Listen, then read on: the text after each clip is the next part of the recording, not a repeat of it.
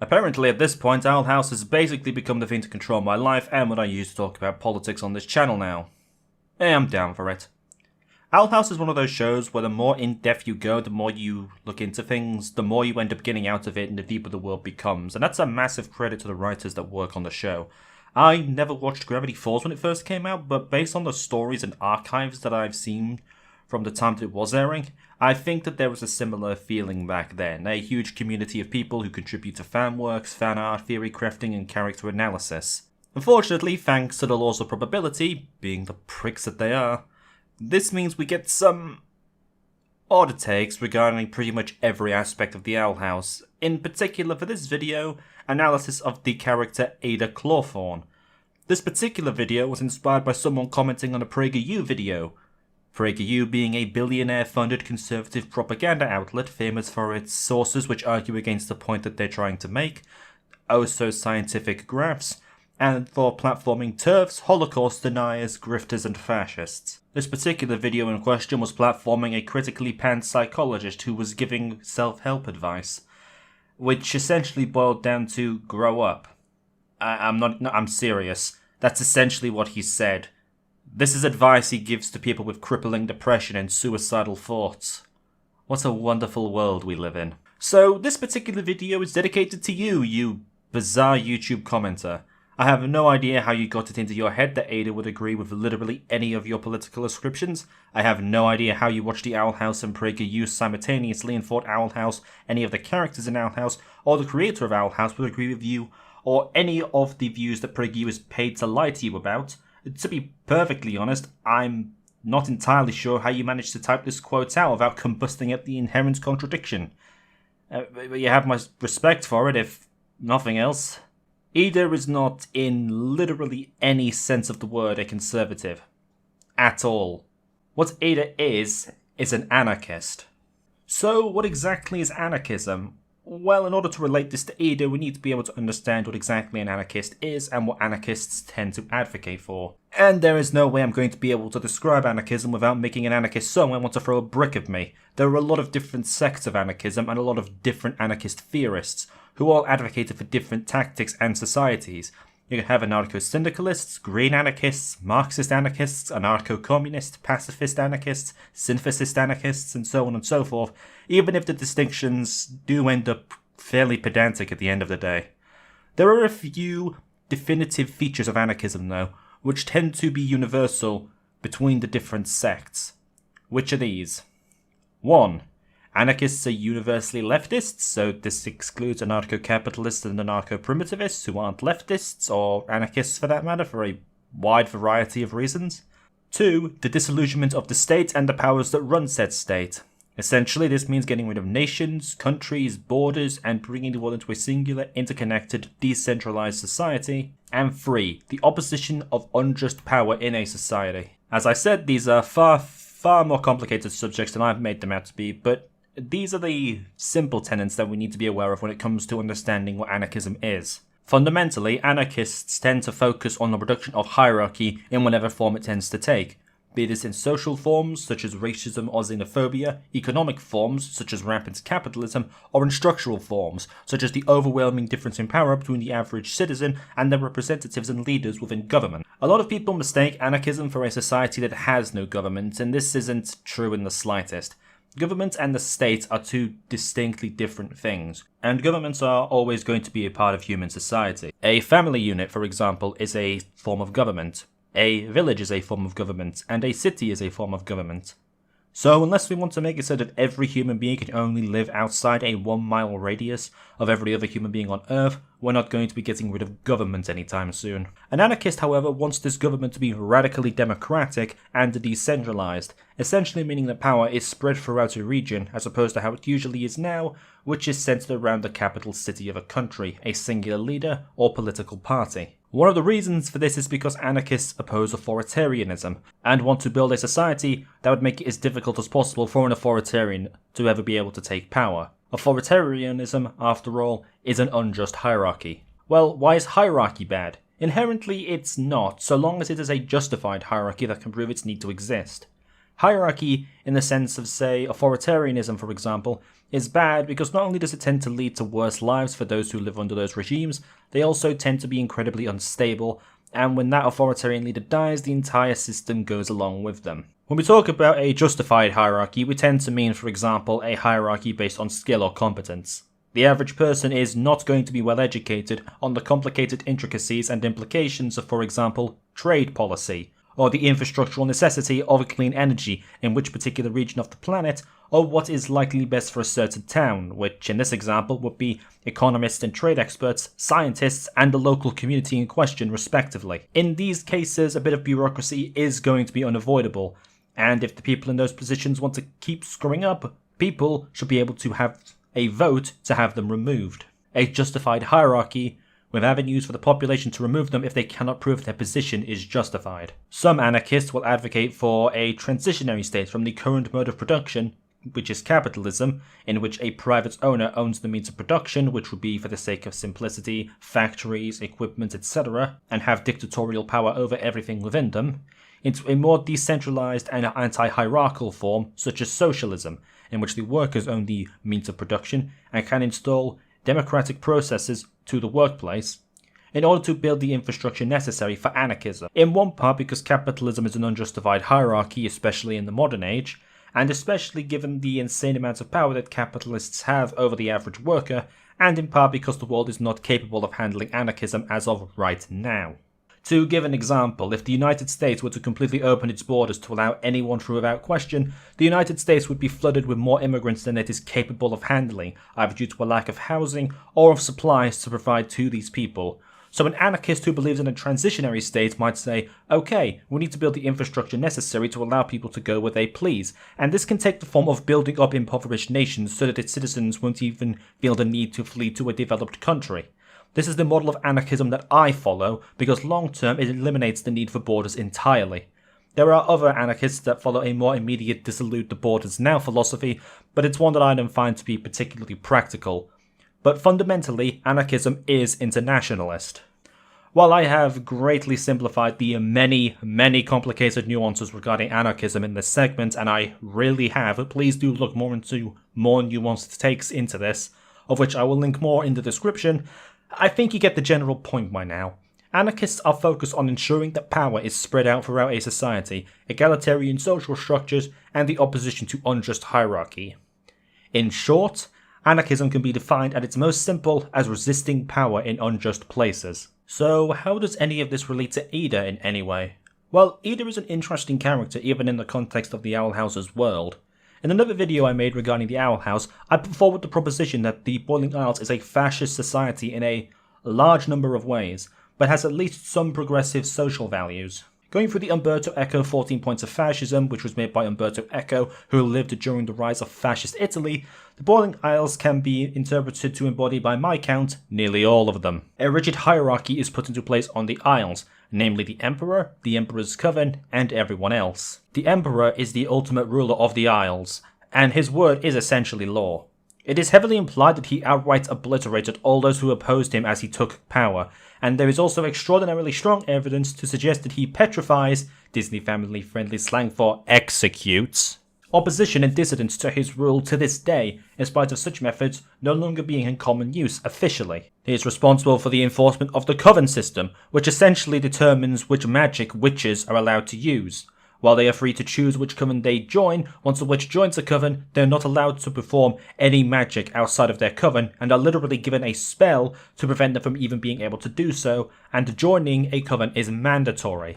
So there's the authoritarianism for you. Prior to the arrival of the Emperor, witches were free to use magic as they pleased, in an era that is now referred to collectively as the Savage Ages. The only exception to this is the Emperor's Coven. What a surprise! Who are able to use all forms of magic. The Emperor's Coven are the enforcers of the Emperor's will, essentially his private army/police force, who are selected from the most powerful witches that the Isles has to offer. Eda is portrayed as an outlaw within the Isles, and the primary reason for this being the fact that she refused to join a coven. This has granted her access to all types of magic, and makes her one of the strongest witches on the Isles. Her reason for doing so is that she sees the system as crooked and tyrannical, and given what we've seen of the Emperor and of the Coven itself, it's pretty hard to argue with her on those points. This has also been what's led to her living a life of scamming and criminal activity, which she's engaged in plenty of times throughout the show, although that is fairly harmless in most cases, especially regarding humans. Eda runs a store where she sells items from the human world and mostly has no idea what she's talking about. But that's more down to ignorance of human culture and not so much when she's trying to rip people off, especially before she meets Luz. Step right up to Eda's Human Horror House. Humans shed their skin, and I've got proof. Alright, now she's scamming people. Let's just make sure that Amity doesn't go anywhere near this stall, then, yeah? Me? On a team with you? Running around in cute uniforms? Sweating? I gotta go!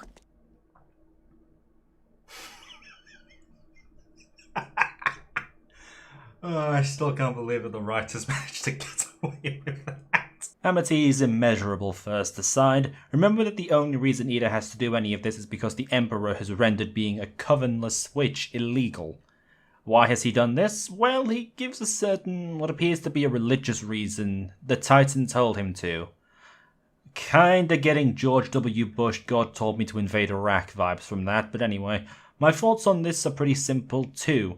Maybe he does think that the Titan talks to him, and hell, maybe it does, but I think that there's another reason too. It's so that no one can oppose his rule. Think about this for a moment.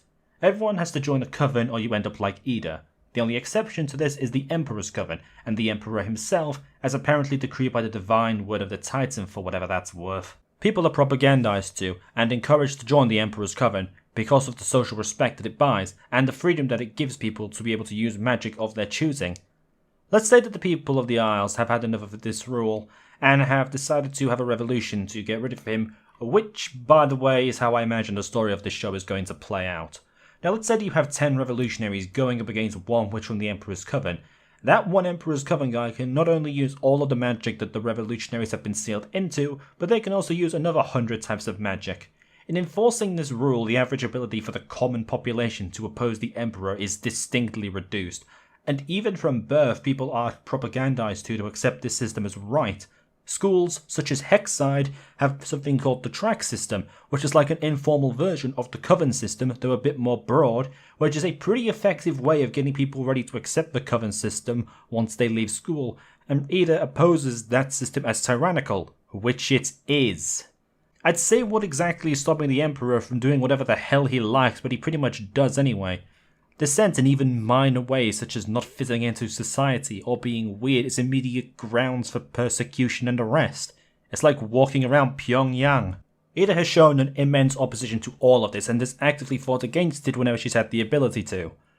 Obviously she's just one person and you can't exactly do a revolution as just one person, even if you are immensely powerful. Eda isn't outright capable of opposing the Emperor in a direct sense, so she mostly just undermines them and their system in whatever small way she can, from helping free prisoners who are wrongfully held to encouraging Luz and those around her not to blindly follow the track or Coven systems. There are minor ways to oppose the Emperor, but given the material conditions that Eda finds herself within, a wanted outlaw with a huge bounty on her head in a fascist society that is ruthlessly propagandized to that their ruler is a divinely chosen benevolent overlord going up against the absolute elites of the Boiling Isles, there's not exactly a ton that she's capable of doing. It does raise the question though, is Eda actually the most powerful witch on the Boiling Isles, or is she only the way that she is because she's the only one who lives the way the witches are supposed to, in a fundamentally anarchic way? So you might be asking what exactly makes her different from the average anti-authoritarian. Most people, one would hope, are anti-authoritarian. That's not exactly a controversial political opinion, is it? There's a few instances which show her perspective on things that anti-authoritarianism isn't synonymous with. One of the interesting ones being her stance on education, and she sees the way that education is done at Hexside as pointless busy work and mindless obedience. You can be an anti-authoritarianism without caring what goes on in the education system. Let's be honest, most seem not to. The average anti-authoritarianism doesn't really care about what happens in an education, but anarchists do, because material conditions, one of which being how well educated you are, can be immensely impactful on your outlook on life and on your ability to improve your social standing, and as I mentioned earlier, Boiling Isles education is designed to make people accept the authoritarian nature of the Isles. We see her open disdain for any sort of authority too, from the guards in the Coven to the Emperor alike. She has a distrust and dislike for all forms of authority, which by my standards is pretty anarchic.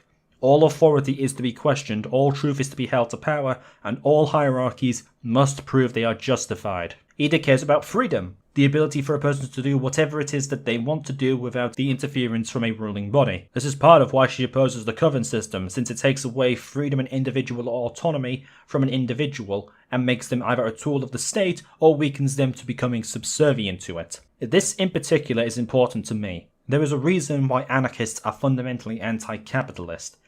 It is because these breed these conditions. Capitalism is structured in such a way that people who own the means of production reap the majority of its profits, and it does so by taking an amount of a worker's production output.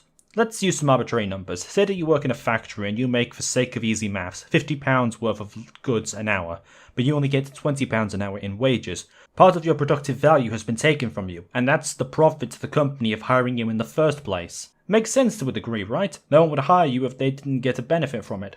Well, the issue there is that this results in a huge portion of the wealth being in the hands of fewer and fewer people, and more workers are ending up poorer and poorer while their work hours have gone up. This is because a company only has a duty to its shareholders to maximize profit. This is a legal obligation. They can be sued if they don't do this. Everything gets more and more expensive, hours get longer, but wages keep going down. This is called late-stage capitalism. It's what we're living through right now, and it's all done by design. The goal of capitalists is to maximize profits. What does this result in? Rampant income inequality. What does this lead to? Growing discontent with the status quo. And that historically has led to the rise of two things: socialism and fascism. And fascism has usually come out on top. Why?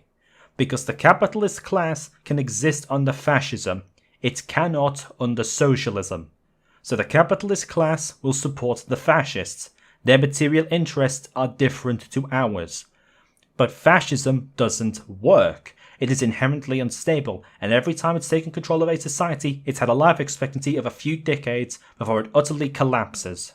Socialism's failures usually come from the outside, capitalist forces trying to make sure it fails, and there are dozens of examples of that. We all know the meme. In theory, socialism works. In reality, the CIA plot a coup, only this time the meme is real. Capitalism, as a system, is the cause of so many of the issues that we face in the modern world. It is a direct cause that leads to authoritarianism.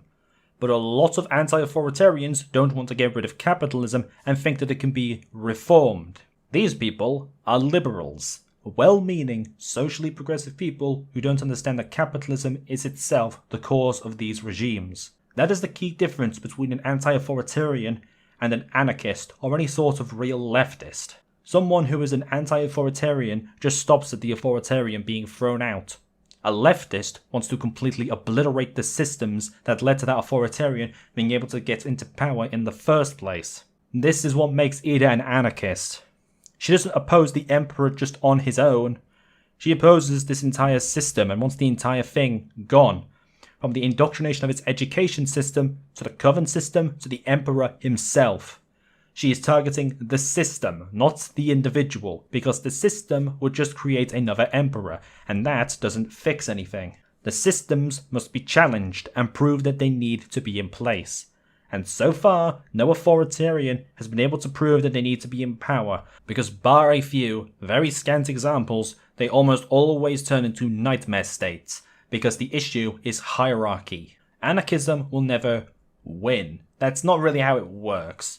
Nor will leftism, because we will always be keeping power and authority in check, and that will never stop, no matter what form of government we live in.